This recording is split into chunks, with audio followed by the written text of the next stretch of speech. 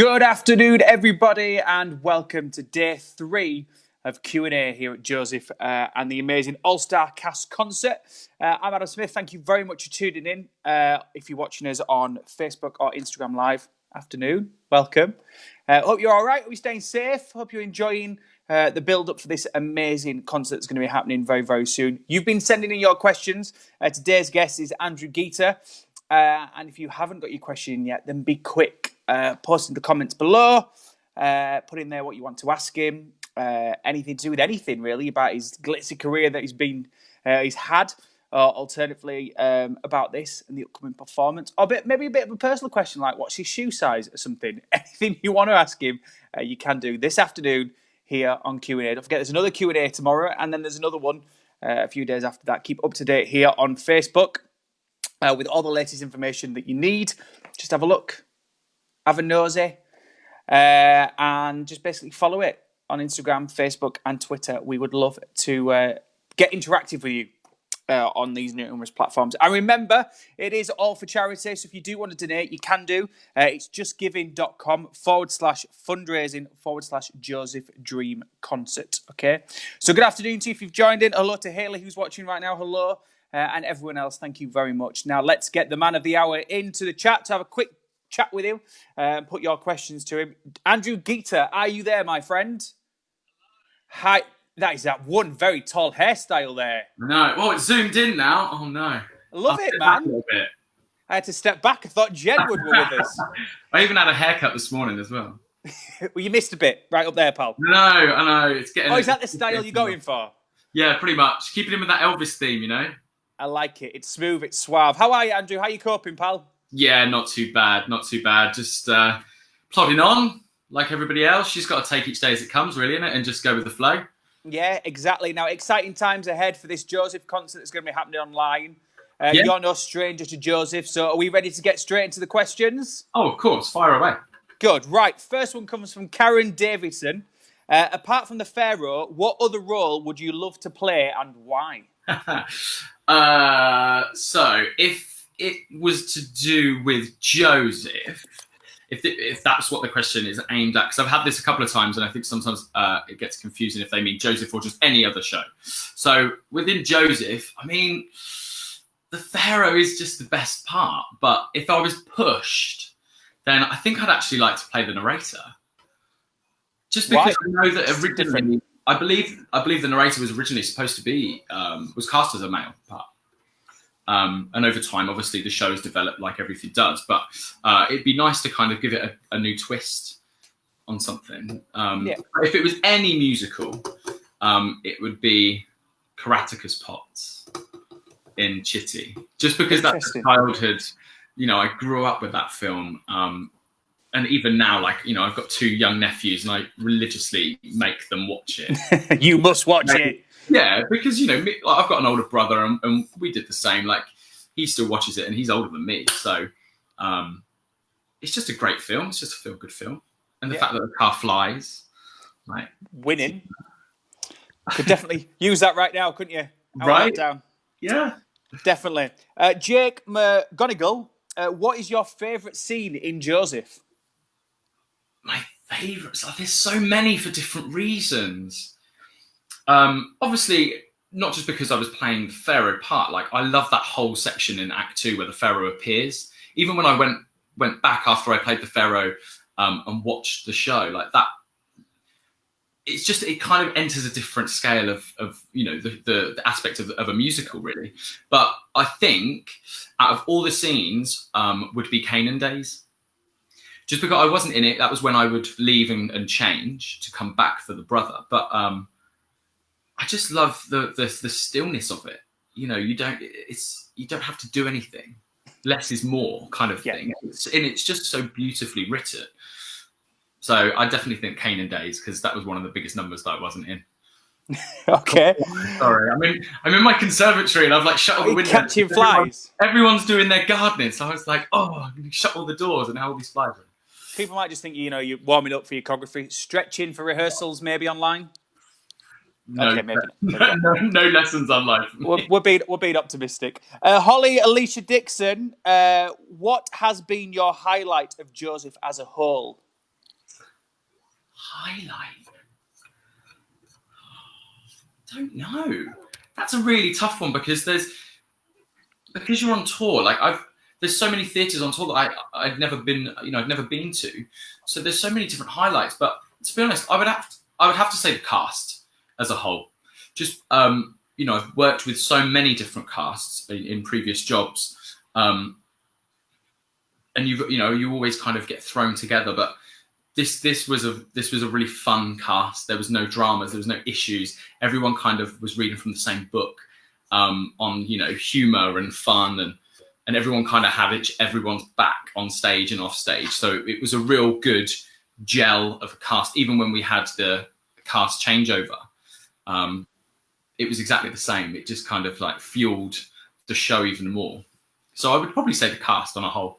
I guess when you're touring, the cast becomes your family away from home. So if you don't get along with them, you're going to have your banters, you're going to have your breakups, your arguments.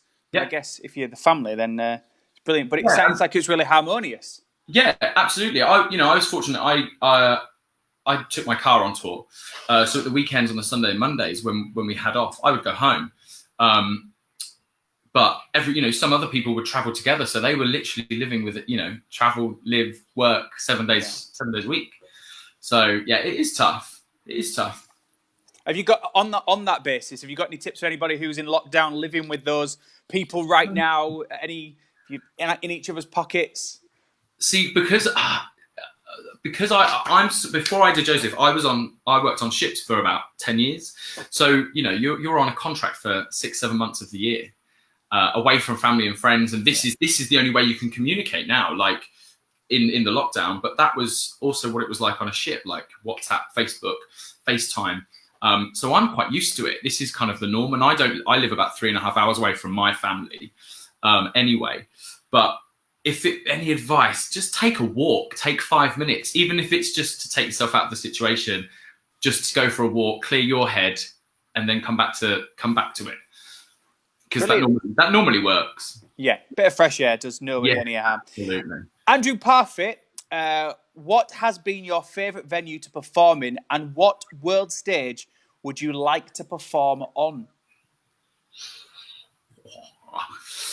They're not going easy on you today, Andrew, are they? No, I know, they're really difficult. What has been my favourite venue? Okay, so not connected to Joesph. I did a job. Oh gosh, show my age. Probably about 12 years ago, and it was in Romania, in Bucharest, and for a show called the 12 Tenors, and we were told that it was the village hall in Bucharest. So obviously, I mean, where I'm from, my village hall probably holds 500 people, something like that. We turned up and it was 5,000 seater. Wow! So all 12 of us walked out on stage and we were like, no one told us about this. So that was very early on in my career. So that was like a wow thing for me, like to kind of stand there on stage and like take it in. But I think if I had to pick one stage, I think it would have to be the Royal Albert Hall. It's iconic, isn't it? Yeah. I mean, I went there as a kid. And I remember that, just walking in, kind of just looking around going, wow, like, and that was even from an audience member. So, to do the role reversal now and work as a performer myself and stand on these stages and looking out, to stand there and look round from the stage, it would just be amazing. Yeah. It's quite common that. Yeah, I was chatting to both Ria and Darren earlier on in the week, and, they were saying it's just an iconic, that and the Palladium seems to be the one that always trumps everything. Yeah. Well, I won't be at the Palladium though. Amy Connolly, what was your first theatrical experience? When and where? Now, we might have to go way back here, might we? Way back. See, again, it depends, because if it was like a strong memory, because I know I did an actual version of Joesph when I was in primary school, but I can't really remember it. So if I had to go by memory, it would be doing Grease at secondary school. It was the first time the school would ever put on like any production. And in the end, I remember the teachers wanted it so big that it went from like the small hall to like the huge sports hall. And they built like this big scaffolding, like it was huge. And then every year we used to do an annual musical. So I would probably say that. And that's kind of where my bug for it began as well. So to join those two memories up, it makes sense. Like the Grease always sticks out in my head. But then weirdly, so that was when I was year 7. So how old are you then? 13? 12? Yeah, 12, 13. I went to the ensemble. And then when I got to sixth form in year 12, so I would have been 16, 17, we did it again. We did Grease again. And I played Danny, believe it or not. I mean, there was only 2 males. There was only 2 males in the actual whole cast. And the other guy played Vince Fontaine because he couldn't sing. So all the girls played the T-Birds, like the lads. Wow. So they all had all these big quiffs with their long hair. Yeah, that was me. That's a sight, I bet. Yeah. Brings back some memories. Yeah. Moving on, similar to that, Alison Smith, what age did you actually start performing? Now, you mentioned in school. Did you do a bit before then? No, that was really it. I think every kid gets involved in, Christmassy shows that they have at schools, because you're kind of forced to, aren't you? Oh, yeah. Get you out of lessons for an hour. Absolutely. I remember the Joesph thing. That was when I was in primary school. But again, I would say from me doing secondary school musicals, a friend of mine who did it with me then told me that she was in like an amateur dramatics outside, and that's kind of when I really kind of branched out, and that would have been about 13 or 14, which would be the age where I was, I kind of knew that that's what I wanted to do, and kind of honed in on what I needed to do to make it a career or to pursue it even further. So around about 13, 14. And you haven't looked back since? Well, there's been a couple of times I've questioned it. I got I remember after my first cruise ship, I shouldn't say this, but I remember my dad just turning around to me going, so you've done it now. Are you going to get yourself a proper job?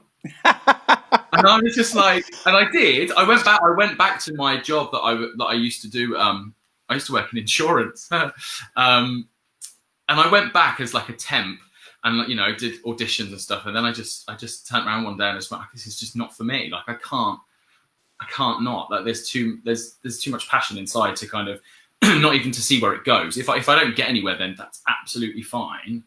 At least I've given it everything. Yeah. I think that's a common thing to everybody in this kind of industry, whether it be media or theatre or broadcasting. I think someone else, I think it was, I can't remember who I think it was Ria the other day who was saying, we're in the industry that you'll get so many more knockbacks than you will yeses. And I think that after a while, you start questioning like, oh, is this really the right path for me? And, some people do decide to kind of, dip out or, take a different route. But you've just got to really stay strong and just keep going. And I was doing some like audition technique and things the other day to like third year students. And I was just saying, like, you've really got to know your strengths as a performer, because you've got to realize that you can't play every role. You can't be in every show. So as long as you know your strengths, then home in on those. And if you're weak at one area, then just work at it. To make practice makes perfect, and more so in this, because I think with, especially like I was saying, with this industry, you do always get a proper job, but it's the passion. And I think I was saying to Ria the other day, it's very difficult when you're in this kind of situation, whether you be on stage or on TV or on the radio. You just want to entertain. It's in your blood. It's what you want to do. Yeah. So when you're restricted and you can't do it, outlets like this, like these concerts, are fantastic, and we're grateful to have you on board, Andrew. So thank you very much. No, I've been honoured to be asked, because I know there's so many previous pharaohs that have done it for longer than me, and maybe have a they have a bit of a celebrity connection name, or done things. So to be, as I put it, little old me. Do you know what I mean? Like it's great. It's lovely to be asked, and I was absolutely happy to do it. Well, we're looking forward to seeing it, definitely. I know we haven't got a date yet, but everyone's been messaging the page and even myself on Twitter and stuff going, when's it on? And I'm like, I don't know. Just expect the unexpected, I think, with mine is yeah. That's all I'm going to say. We look forward to it. Josh Large has been in touch. What was your first time playing Pharaoh and one of the brothers like? Oh, that is a really good question. Because I can't swear, but I was so nervous. One, at the start, because obviously we start behind the gauze. So like the curtain's down, narrator starts, and after over 15 years of working, like I still get nervous. And I couldn't even get like my words out in the opening because my mouth was just so dry because I was just so worried that I'd get it wrong or I'd do something and I'd be like, oh, I let myself down. But then we got Act 1 out of the way and it was fine. And I was upstairs. This was in Windsor. I was upstairs and getting ready. And I remember just going, oh no, like this is it. Like I can't get out of it. Like this is happening. Whether you're in now, get it gone. But it's even worse. It's even worse because Act 2 starts obviously, in the pharaoh is preset behind the big Egyptian head, but you can't move. So as soon as the curtain goes up, like you can't leave. If I need water or if I go, oh my, I've forgotten the words, I can't get anywhere. Like you are stuck within like I don't know 2.5 meters, 3 meters wide.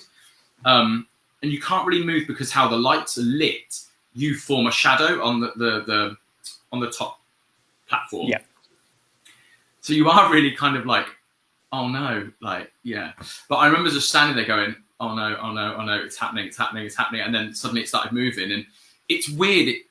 I've always kind of been this person that as soon as that music starts, it's like a switch, like something just happens. Yeah. And I remember coming off.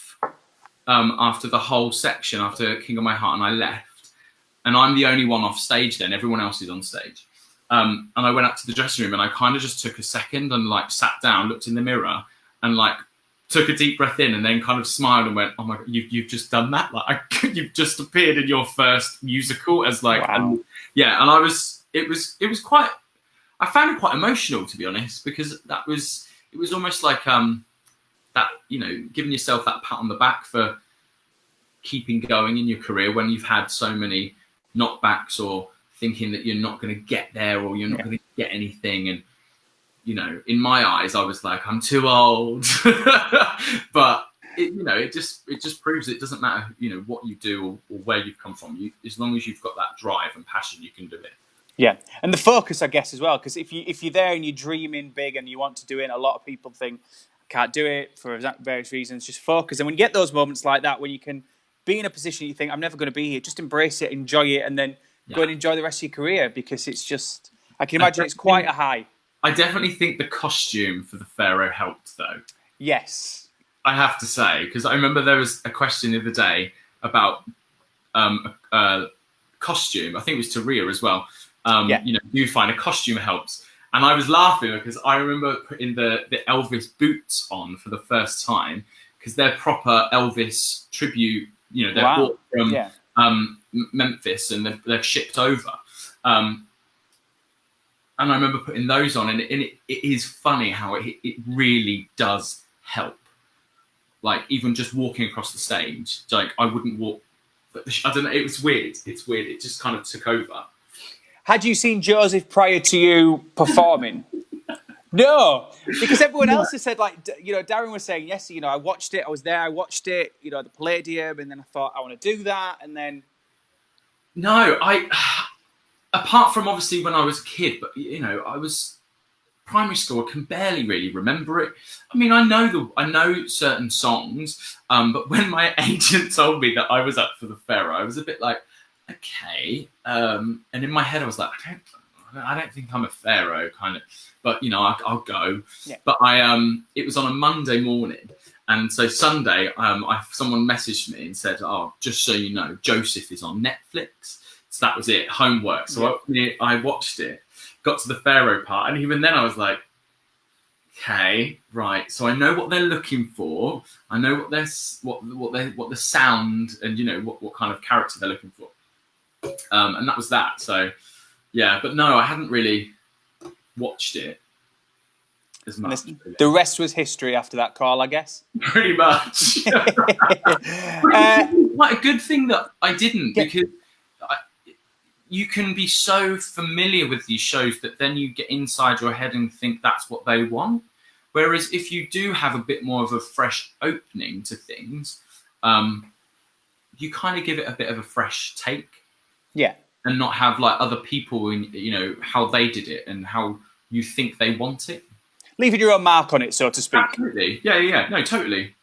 Rebecca Claire Raymond Barker, that's a long name. My whole family loves Joesph, and we have an ongoing argument over whether Joesph and the narrator have a romantic interest thing going on. I say yes, Rebecca says. What is your take, Andrew?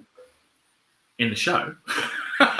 In the show. It's coming on my screen. No, I don't think so. The way I feel is she's telling a story, isn't she? She's putting her children to bed, or whoever's children to bed, and reading them a bedtime story, and the story comes alive. That's how especially with I haven't seen the Palladium version, how they start the show. So all I'm familiar is with obviously the film and the Kenwright tour. So that's how I would see it, which would make sense. And I just love how they perceive the narrator in the show. And there's little glimpses of where the brothers look at her, and then glimpses of when they don't. And I think it's just so clever. It's very clever. I mean, it's one of the best musicals that have been out in plenty of years. How many years is it? 45? I think so. I know there was 27 years yesterday since I think it was Darren at the Palladium. So it's had quite a long stretch. Yeah, huge. Yeah, it's absolutely. Yeah, it's an iconic musical, and it always will be. Yeah, it's a very colourful one as well, obviously. Yes. Of course. I'm just going to have to move this so I can see this. Jordan Dooland, what's your favourite theatre in Scotland? King's Glasgow or Edinburgh Playhouse?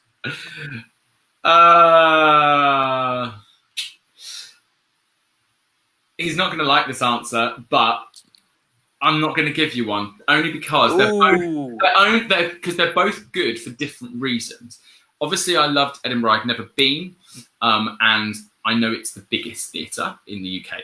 So that was kind of like a tick for me, in that sense. And it was beautiful to play in the Edinburgh Playhouse. But my mum is actually Scottish, and she's from just outside Glasgow. So for me to kind of, having that heritage as well, for me to go to Glasgow and perform there, where and I was constantly on the phone to her and telling her things, and she was over the moon. So to kind of do that as well was really nice, and that was a beautiful theatre as well. So I'd have to kind of say they're both decent for different reasons. I like that answer. You just stayed in the middle. Pardon? It's so hard to just pick one. It is, especially when you're on the spot like this, when you don't know what's going to be asked. I know. But you're coping well. I mean, this amazing concert, we're all looking forward to it. Did you think that in times like we've got now that you'd be involved in something like this, or do you think you're just going to sit there and binge watch Tiger King or something? Tiger King. I haven't watched Tiger King yet. It's amazing. I didn't think anything like this would happen, really. You see so much when this whole lockdown happened.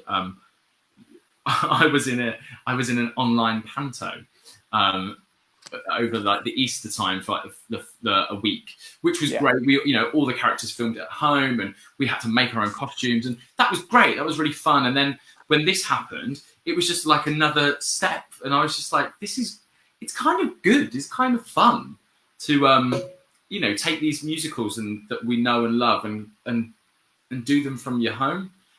Yeah. And use what we've got around us to make it what it is. Do you feel like you're put under more pressure when you're performing in your house because you haven't got the glitch, you haven't got the costume? It's solely stripped down. It's you, and the musical. I just feel bad for my neighbours because they must literally know it off by heart. Well, the panto was Rapunzel, so I had to put a ladder up against my back of my house and start climbing it in like daylight. It's just So they must be literally like looking out the curtains, like, what's going on over there? Number 32 is going a bit crazy, Barbara. Right. But it's all good fun. Like, I don't mind. Good. What's the most challenging thing about being an actor? Being out of work. Now more than ever. Yeah. I think the hardest thing is to know, to know your worth and know your strengths, really, to keep pushing forward. There's so many times that you see people being led up the garden path about things, and I just think it's just so wrong. Like, so just to kind of, again, just go back to what I said earlier, to really understand and home in on your strengths and what you bring to the table, because that's and it's okay to be different. That's what everyone wants. Just because, I don't know, everybody else has dyed their hair blonde, like, it doesn't mean you have to dye your hair blonde. Do you know what I mean? Like, it's this is the industry to be different. Yeah, stay unique to yourself as well. I think that's a recurring theme throughout, because it's it's stood the test of time, and everyone can be. Yeah, cool. And there's such a wide variety of characters across all the musicals where you want to. You can't just be the same. But even it goes into something like musicals. For me, I've always wanted to be in a musical, but the hardest thing for me was, over time, I didn't just want to do what everybody else did before. Like, if I got a part, I didn't want to just sing it the same as the 20 people before, or and perform it the same way. I want to bring an element of how the director and the producers want the character, but then also put my flair and have that allowance to do that. Yeah. And what was so lovely with this version of Joesph that we just did last year, with the bringing in Gary Lloyd, and Gary had the additional choreographer. He brought in this new kind of vision. So when it got to the Pharaoh, he really allowed me to kind of go with it and trust what I was doing. Like, he trusted me to do it, to do the right thing, if that made sense, and make good choices. Yeah. And then if I had any questions or concerns, I would then go to him and go, look, I want to do this, but I don't know how to do it. Could you help?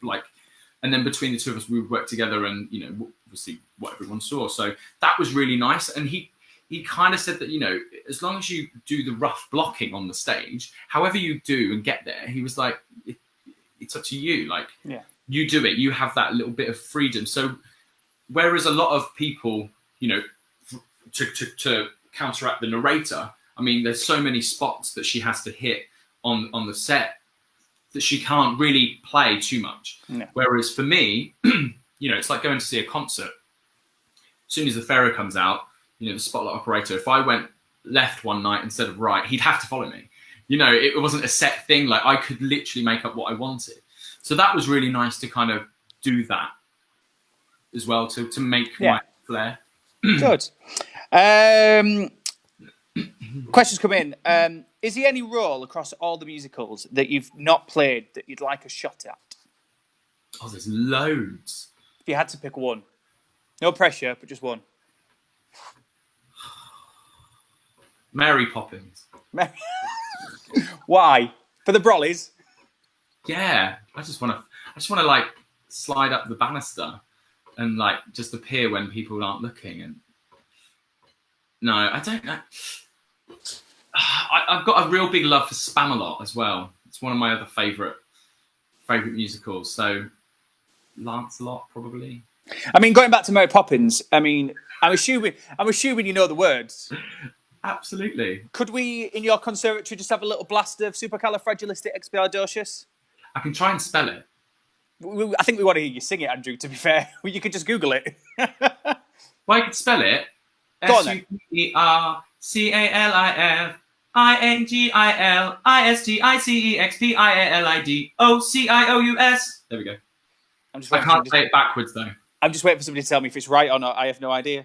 I think so. You caught me on the spot. I was like, I've said this now, and now if I get it wrong, I'm going to look like an absolute fool. Back to Joesph. We've had enough of Mary. Can you name all the colours in the coat and in the correct order? I know you probably saw us put Darren under pressure with this yesterday. It's come Who through set again. you up for this? Someone has set you up. I've just come up on my screen, so I'm just asking the question. It's my job. So I have a funny story about this. So I'm sorry. I talk a lot. So we're listening, Andrew. Go for it. Tell us the story. I will do the colours. I'll attempt. So when I learn things, I have a bit of an odd way of learning, which I've been told is a good way, but it's a bit of a long route round. So if I'm looking at a song, I'll look at how the words start. So if like 2 lines start with a W, I'll know that and I'll remember that, which will help me remember the line. So it's called something, I can't remember. It's almost like connecting, like that's how I learn. Like I connect things in or pull words out of lines. I can't remember. So with the colours, I was like, right, that is the first thing I'm going to get down. Nail it. I could not learn these colours. I tried every route, every method, and then I couldn't find. I thought, maybe there was syllables, go by syllable. No, can't do that. So basically, I just had to learn them. But I even remember, I think it was like we did Windsor, then where did we go? Folkestone. And even by the end of Folkestone, I was still like, I don't know if I know them yet. So it would get like 3/4 of the way through. And because obviously we're dancing, I was just like, hoping and praying that the other guy it would come out. So I would just stop and just like make just like lip sync. But okay, so. No pressure. Here we go. If you see my hands move, it's because I'm doing the dance. It's fine. It was red and yellow and green and brown and scarlet and black and ochre and peach, ruby and olive and violet and fawn and lilac and gold, chocolate and mauve, cream and crimson and silver and rose and azure and lemon, russet and grey, purple and white and pink and orange and blue. Well, I don't know if it's right, but well done. It sounded right. It sounded good to me. Normally, I get the gold. Like I normally say rose instead of gold, and then I switch them around. But no. Oh, hang on. You are the first to get it right, Andrew. What do I get? What do I win? What do I win? A chance to perform in this amazing concert that's coming up. Perfect. Nailed it. Nailed it. Haley, Haley, do you like interacting with the public after shows? Absolutely not. No. No, of course. No, could you imagine? No. No, absolutely.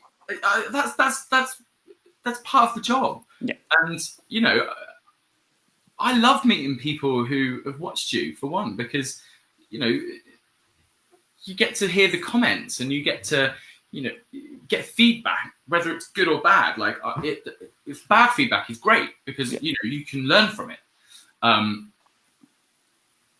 But yeah, absolutely. I would always try and make myself available. But I'm not one of those people that's like, I stand there at the stage door and hello, picture, selfie. And then I'm like, no one wants to talk to me. Right, great, let's walk on. Oh, that's good. I'm sure Haley will be very happy with that. Right, Kerry. I think my mum's watching. Is she? Hello, Andrew's mum. Is she Scotland? Or is she from Scotland? No. She came down when she was like 8 or something. But yeah, but she misses it. I bet it's a lovely place. Kerry Blindell, what would be your dream role? I think we've kind of touched on this, but the dream role. There's just so many. But I think overall, in it, a realistic dream role for me, I would love. I mean, there's probably a casting director out there going, absolutely not, never. But well, you thought that about Pharoah, Andrew, didn't you? This is true. Maybe they were desperate. No, I would. It would be Karateka's Pox. Yeah. Just to kind of really fulfill that kind of childhood memory of growing up with the film. Yeah, good choice. Well, you'd be happy to know. That's it. We're out of questions now. We've chosen the best. They're both interactive. Andrew, thank you so much. Thank you. We look forward to seeing you perform when this goes out. And don't forget, of course, you can donate justgiving.com/fundraising/Joesph Dream Concert. There you go. We will see you soon, Andrew. Take care. Stay safe. See you later. See you later, buddy. And I'll be back with you tomorrow afternoon, chatting to another member of the cast. All the details will be on the Facebook, Instagram, and Twitter pages. So if you want to get interactive, get your questions through to them, I will ask them tomorrow. We'll see you back here tomorrow, 2:00 for more Q&A ready for Joesph and the amazing All-Star Cast concert highlights from the technical and musical. I'll learn about that by tomorrow. Take care. See you tomorrow. Bye-bye.